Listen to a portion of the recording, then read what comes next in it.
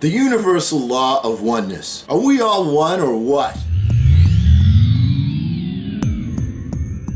Hello again, everybody. I'm Eli's dad with Project Eli, where we educate, lead, and inspire. Today I'm going to answer a request that I received from one of our subscribers to go over the laws of the universe. And the very first law of the universe is the divine law of one. But of course, we're going to have our own slant on that. Okay, basically the divine law of one says that we're all connected. I think we can agree with that. I mean, you take a look at how things are constituted, the nucleus, the electrons, everything's energy. All right, you've heard all that before. I'm not going to belabor that point. We're all one. We all come essentially, you know, the Big Bang Theory. We all supposedly came from one place.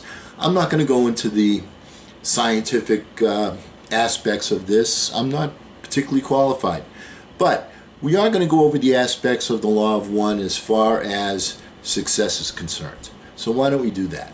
All right, first of all, let's suppose that you are the coach of a particular team. All right, a football team, a basketball team. All right, and one of the things that you seek is to have everybody acting in harmony. If you have, as an example, in a football game, one player playing a zone and the other players playing man-to-man, you're going to be in trouble. All right? The same thing is true in basketball. The same thing is true in business. We all need to get on the same page, have the same game plan, have the same focus, have the same concept. All right? This is what, you know, to me, the divine law of one really means, is we get everything focused on one aspect. And from there, if the team is all focused on one thing, then we're going to make some significant progress. But if everybody has their own agenda, then you run into sort of a helter-skelter type environment and not a whole lot gets done. I think we can use our legislatures as an example of that. When you have people with different agendas, this guy wants this lady wants that, everybody has their own interest. When we have a common interest, though, it becomes a lot easier. For example, if we get attacked like we were in Pearl Harbor, how long did it take for us to declare war? A New York minute. You follow my point? When we have a common theme, a common goal, an objective that we want to achieve, all of us together, it's a lot easier, and we act as one. The whole country bonded together during World War II. There was gas rationing, there was food rationing, there was all these different aspects. Now, sometimes it could be positive and negative.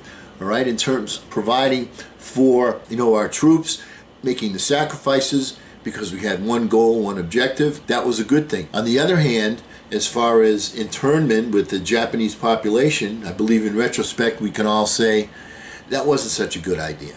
All right, so you have the one focus, you do get more done, whether it's for good or for evil. That's what makes it a law. The universe doesn't decide what's good or what's evil. The universe says, as far as gravity is concerned, if I drop an apple, it's always going to fall down. It's never going to fall up. A law is a law is a law. Now, let's talk about making use of this law for our purposes, for purposes of being successful, riding down the road that's going to lead us to where we want to go successfully.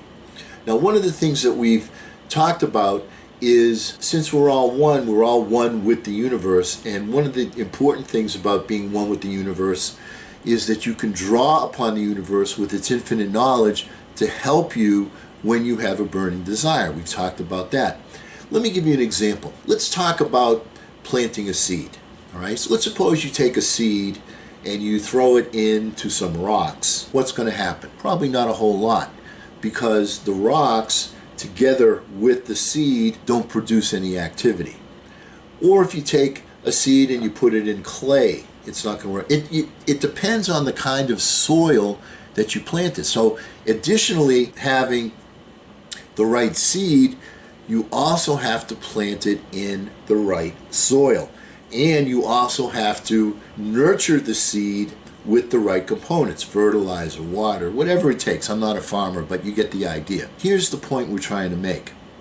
If we're all one, and we are one with the universe, and the universe is inside all of us, which I strongly believe. And I know you've experienced this when you've had, you know, a burning desire for something and you've thought about it. You need to have the proper soil in order to attract the universe to come and help you out. You need to have the proper vibration being sent out. Just as planting the seed in the rocks isn't the proper vibration, when you plant the seed and you're thinking about all of the solutions that you've tried that didn't work, that's not planting the proper seed. You have to leave the soil open to be able to extract, to have nutrients that it can put in. If you've already put in all the nutrients that can be put in, your seed isn't going to grow. Does that make sense? All right, so one of the things that we want to talk about is, let's talk about the soil. How is it that we, the law of one, get the law of one to help us out here? All right, well, first of all, as we've already said, step one is to have the burning desire. Step two is to envision what it is that you want to accomplish. Step three is to see yourself accomplishing it. That is sending out the right vibration. If you don't send out that vibration, it's not likely to be transmitted to the universal mind. And you have to have a singleness of purpose. If you have a whole bunch of different things going through your mind at the same time, how is the universal mind to distinguish between a casual thought, of which we have between 60 and 70,000 every single day, and the one burning desire thought that you want to accomplish? Does that make sense? So it's important that you have the right seed, that you have the right fertilizer, the right soil.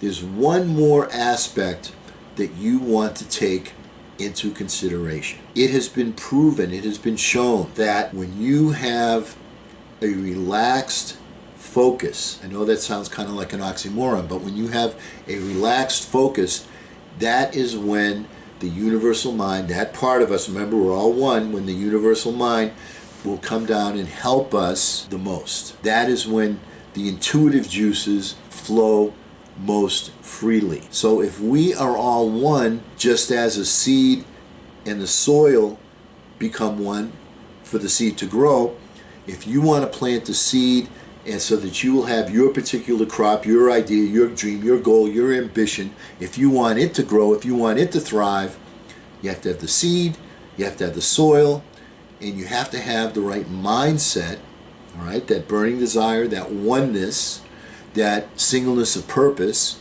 that ignites the universal mind, and have to have a relaxed attitude to receive it. When you're all tensed up, all right, that's when your conscious mind will work. But your subconscious mind, which is the gateway for the universal mind to help you, to give you inspiration, to give you ideas, to create circumstances for you that you couldn't dream about, that just happened. You say, my goodness, I can't believe that happened. That's how the universal mind remains anonymous. In order to capture those gifts from the universal mind, best practices indicate that you need to be focused and relaxed. What does that mean? That means set aside some time for yourself in the morning and give yourself some relaxed thinking time. I'm sure you've been driving someplace, and you're just driving along and you're relaxed and you're not particularly thinking about it. Maybe you're singing about something on the song unconsciously on the radio.